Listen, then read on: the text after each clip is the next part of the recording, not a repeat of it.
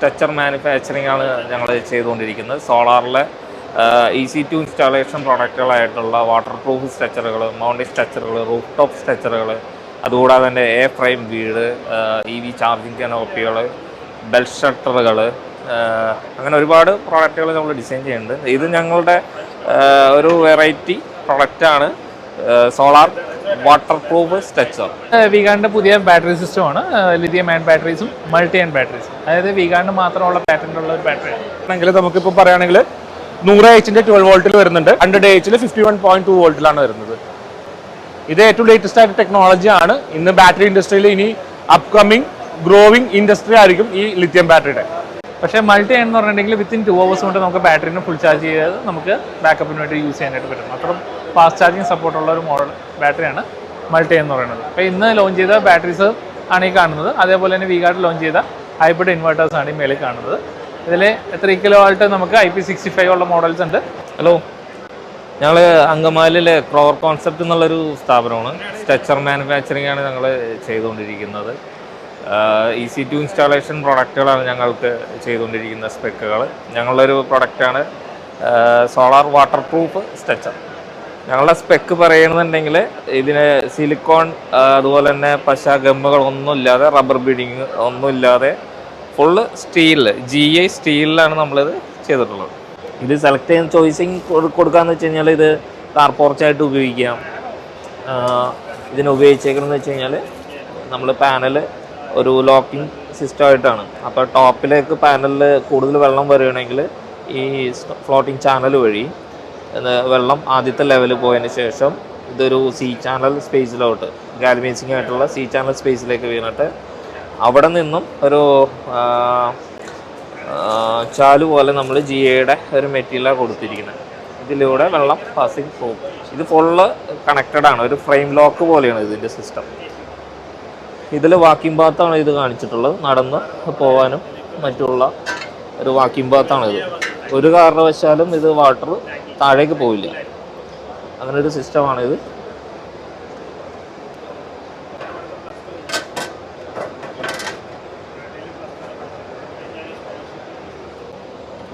സാധാരണ രീതിയിൽ ഇതിന് സിലിക്കോൺ, റബ്ബർ ബീഡിങ് ഇങ്ങനെയുള്ള കാര്യങ്ങളൊക്കെ യൂസ് ചെയ്യാറുണ്ട്. ഇതിന് കോമൺ ആയിട്ട് പറയുന്നത് വെച്ച് കഴിഞ്ഞാൽ പാനൽ അടുപ്പിച്ച് വെച്ച് കഴിഞ്ഞാൽ വാറണ്ടി കിട്ടില്ല. ഇത് കോമൺ ആയിട്ട് കമ്പനികൾ പറയുന്ന സെയിം ഒരു ഗ്യാപ്പ്, എയർ പാസിങ്ങിനുള്ള ഗ്യാപ്പ് എല്ലാം നമ്മൾ കറക്റ്റ് ചെയ്ത് ഇട്ടിട്ടാണ് ഇതിൻ്റെ ടെക്നിക്കൽ സൈഡെല്ലാം നോക്കിയിട്ടുള്ളത്. പാനൽ ഇപ്പോൾ സ്ട്രോങ് ലോക്കിലാണ്, ഇത് ഒരു ലോക്കിംഗ് സിസ്റ്റം ആയിട്ടാണ്. സ്ലൈഡ് ചെയ്ത് ലോക്ക് ചെയ്യുന്ന ഒരു സംവിധാനമാണ് ഇത് നമ്മൾ ചെയ്തിട്ടുള്ളത്.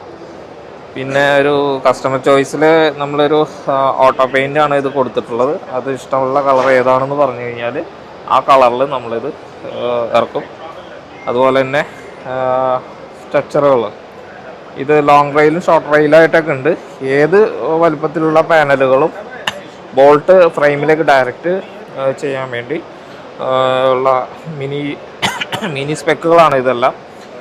അത് T ഷേപ്പായിട്ടും അങ്ങനെ കുറച്ച് ബീമുകളിൽ നിർത്താവുന്ന രീതിയിലും അങ്ങനെയുള്ള റൂഫ് ടോപ്പിൽ ചെയ്യാവുന്ന രീതിയിലുള്ള സ്ട്രക്ചറുകളാണ് നമ്മൾ ഇവിടെ ചെയ്തിട്ടുള്ളത്. ഇത് കോസ്റ്റൊക്കെ വരുന്നതെന്ന് വെച്ച് കഴിഞ്ഞാൽ ഓരോ സൈറ്റിൻ്റെ ഹൈറ്റിനനുസരിച്ചിട്ടാണ് ഇതിൻ്റെ പ്രൈസിങ് വരുന്നത്. ഇതിപ്പോൾ ഒരു പെർ വാട്ട്സ് കാൽക്കുലേഷൻ വെച്ചിട്ടാണ്. ഇതിൻ്റെ താഴെ വരുന്ന ഭാഗം ബീം എന്ന് പറയുന്നത് 4 ഇഞ്ചിക്ക് 4 ഇഞ്ച് സ്ക്വയർ ആയിട്ടുള്ള GI മെറ്റീരിയലായിരിക്കും വരുന്നത്. അത്യാവശ്യം ഹെവി സ്ട്രോങ് ആയിട്ടുള്ള മെറ്റീരിയലായിരിക്കും. ഇപ്പോൾ ഫാമിലി അവർക്കൊക്കെ റൂഫ് ടോപ്പ് ഏരിയയിൽ, ഫ്ലാറ്റ് റൂഫ് ഏരിയയിൽ നമ്മൾ നോർമൽ സ്ട്രക്ചർ ഇൻസ്റ്റാൾ ചെയ്ത് കഴിഞ്ഞാൽ അത്രയും സ്ഥലം നമുക്ക് പോവുകയാണ്. ഇത് ഒരു വൈബ് ക്രിയേറ്റ് ചെയ്യാൻ വേണ്ടി ഫാമിലിക്ക് ഒന്ന് ടൈം സ്പെൻഡ് ചെയ്യണമെന്നുണ്ടെങ്കിൽ അവിടെ ഒരു ഇരിക്കാനുള്ള സെറ്റപ്പൊക്കെ ആയിട്ടുള്ള രീതിയിലാണ്. അത്യാവശ്യം ഒരു 8 മുതൽ 10 അടി ഉയരത്തിലാണ് നമ്മളിത് സെറ്റ് ചെയ്ത് പോകുന്നത്.